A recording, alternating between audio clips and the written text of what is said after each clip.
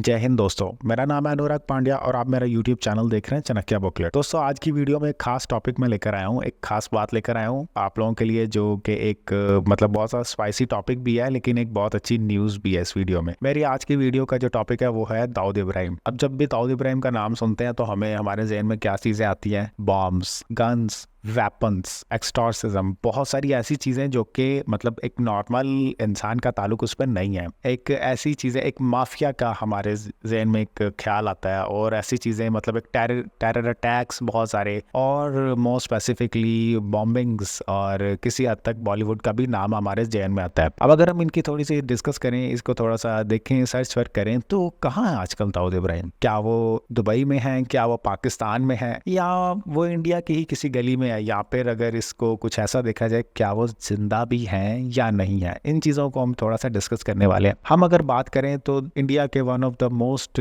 Famous gangsters, या मुंबई की गलियों में राज करने वाले कुछ ऐसे गुंडे जिन्होंने तंग किया लोगों को, काफ़ी ज़्यादा मतलब डिस्टर्ब करते रहे, और किलिंग्स में उनका अच्छा खासा नाम बना रहा। ब्लैक मनी, स्मगलिंग और माफियाशिप, वेपन्स की सेल, ड्रग्स, और ये सारी चीज़ों को लीड करते रहे। बल्कि मुंबई से बाहर जाके भी जब मुंबई पुलिस और इंडिया के बहुत सारी ऐसी एजेंसीज एक्टिवेट हुई उनके खिलाफ, तो वो इंडिया से बाहर जाके भी अपना रोल प्ले करते रहे, और बहुत ज़्यादा एक्टिवली रोल प्ले करते रहे। अर्ली 80s और 90s में उनकी बातें, जो उनकी गैंगस्टरशिप सामने आई, पहली दफ़ा उनकी कंपनी सामने आई, तो वो क्या कंपनी थी, वो क्या ऐसी चीज़ें थी जिसमें मतलब उनको नाम मिला? सबसे पहले अगर हम बात करें तो कुछ बॉम्बिंग्स, 1993 की कुछ बॉम्बिंग्स इंडिया में करवाई गई थी, और उनके पीछे मास्टरमाइंड दाऊद इब्राहिम को समझा जाता था। और दाऊद इब्राहिम ने इस बात को एडमिट भी किया था, और इसको काफ़ी ज़्यादा मतलब सपोर्ट भी दिखाई थी कि कुछ ऐसी चीज़ें इंडिया की जानिब से अगेंस्ट मुस्लिम देखने में, जिसके रिजल्ट में उन्होंने ये काम किया। अरे भाई, इससे आपने कोई मुस्लिम कम्युनिटी का कोई अच्छा नाम नहीं दिया, फिर भी उन्होंने ये काम किया।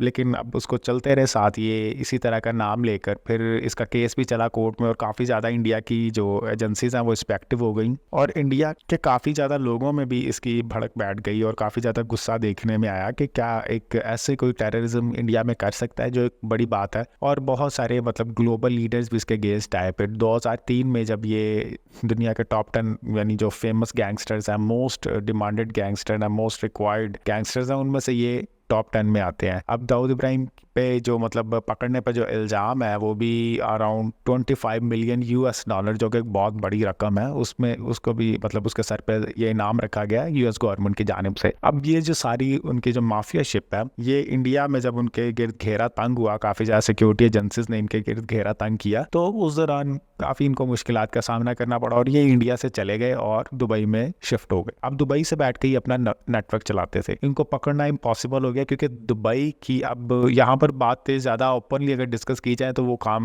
मतलब समझ ही रहे होंगे आप लोग, वो इतना एज सच मतलब वो काम सपोर्टिव नहीं रहेगा, क्योंकि दुबई के नेटवर्क में दुबई के किसी ब्यूरोक्रेट्स का नाम लेना वो एक मतलब कंफर्म बात नहीं होगी। लेकिन ये काफ़ी कंफर्म था, ये बहुत हद तक लीगल था, और प्रूफ था कि वो दुबई से अपना नेटवर्क चला रहे हैं। अब दुबई में भी बहुत सारी ऐसी जगह हैं जहाँ पे इलीगल एक्टिविटीज़ होती हैं और इलीगल बातें मतलब चलती हैं। जितना मर्जी आप उसको पीसफुल कंट्री बोलें, या जॉब प्रोवाइडिंग कंपनी कंट्री बोलें, या कुछ ऐसा बोलें कि उन्होंने इंडिया के बहुत ज़्यादा लेबर को जॉब दी हुई है, तो इसके बावजूद उनकी जो गलत बातें हैं वो कोई ढकी छुपी नहीं है। दुबई एक डार्क ट्रुथ है वर्ल्ड का, इस पर एक सेपरेट शो बनने वाला बहुत जल्द। अब उसके साथ साथ जब दुबई में भी इनके गिर्द घेरा तंग हुआ, दुबई के मतलब बहुत ज़्यादा बड़ी प्रॉपर्टीज़ में से उनकी कुछ प्रॉपर्टीज़ हैं, और बहुत सारे क्लब्स, कैसीनोज हैं उनके, जहाँ पे दिन रात जुआ और बहुत सारी ऐसी चीज़ें। अब दुबई की सपोर्ट के पीछे कौन है, ये भी इसमें कोई बड़ी बात नहीं है। और बहुत सारे लोगों का ये भी मानना है कि एक दफ़ा दाऊद इब्राहिम बेटी हैं, उनके खिलाफ कोई बात दुबई में चल रही थी, और ये भी माना जा रहा था कि उनको अगवा किया गया दुबई में, तो उन्होंने आधे से ज़्यादा दुबई को नाकाबंदी में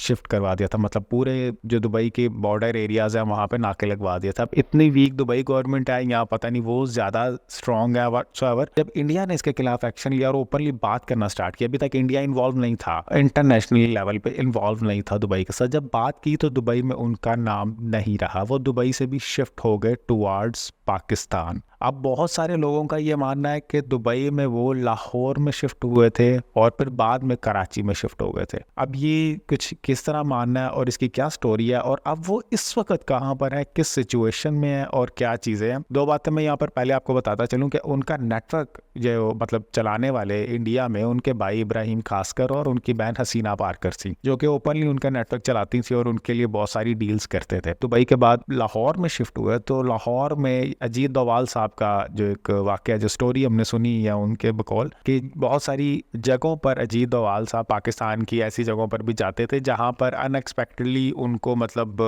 डेवलपमेंट्स मिलती थी और प्रोसीडिंग्स होती थी उनके अकॉर्डिंगली, और उनको एक जगह पर पहचान भी लिया जिन स्टोरी को उन्होंने मीडिया पे डिस्कस किया और बहुत ज़्यादा वो वायरल हुई। तो इसी तरह जब से वो अजीत डोभाल साहब पाकिस्तान के, उसके बाद से दाऊद इब्राहिम को पाकिस्तान में उस लेवल पे नाम नहीं मिला, मतलब उस लेवल पे वो चीज़ें नहीं मिली। इस वक्त वो जिंदा हैं या इवन ये पाकिस्तान की बहुत सारी मतलब स्ट्रॉन्ग कुछ कस्टडीज, मतलब उनको माना जाता है कि पाकिस्तान की एजेंसीज उनमें इन्वॉल्व है, स्पेशली ISI उसमें इन्वॉल्व है उनको सिक्योर करने में, लेकिन इस बात का कोई वैलिड प्रूफ नहीं है कि अब वो जिंदा है या नहीं है। और इस बात को ओपनली मैं यहाँ पे वीडियो में भी डिस्कस कर रहा हूँ और ओपनली प्रूव किया गया कि जब से अजीत डोभाल साहब पाकिस्तान का टूर करके आए हैं सीक्रेटली, जो इंडिया की एम्बेसी है इस्लामाबाद में, वहां पर जॉब की रिक्वायरमेंट है, उस सिलसिले में या कुछ और ऐसे सिलसिलों में दाऊद इब्राहिम की कोई एविडेंस कोई खास नजर नहीं आ रही, उनका कोई रोल प्ले खास नजर नहीं आ रहा। इवन वो पाकिस्तान के बहुत ज्यादा फेमस जिसको बोलते हैं क्रिकेटर जावेद मियांदाद, उनके भी मतलब रिलेटिव बन चुके हैं। उनके बारे में पहले सुनने में आती थी, उनका बॉलीवुड में रोल, उनका बॉलीवुड में बड़ा नाम सुनने में आता था, वो अब सुनने में नहीं आ रहा। जो सट्टेबाजी में और जुए में आता था उनका नाम,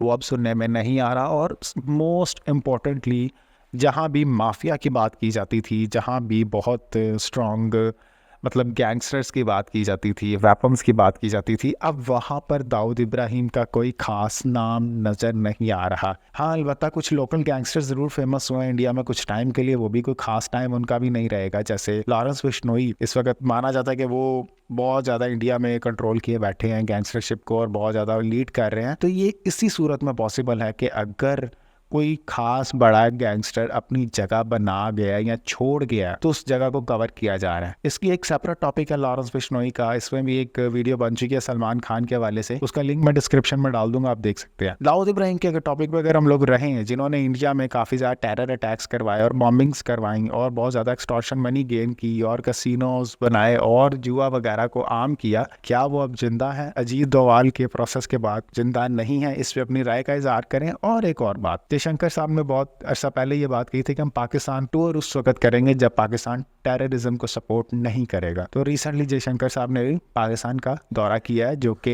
एक अच्छा पर्सपेक्टिव है। लेकिन क्या ये इस बात की तरफ इशारा है कि दाऊद इब्राहिम इस दुनिया में नहीं रहे? क्या ख्याल है आपका? उम्मीद करता हूँ ये वीडियो आपको पसंद आई होगी। अपना ख्याल रखिएगा। God bless you all.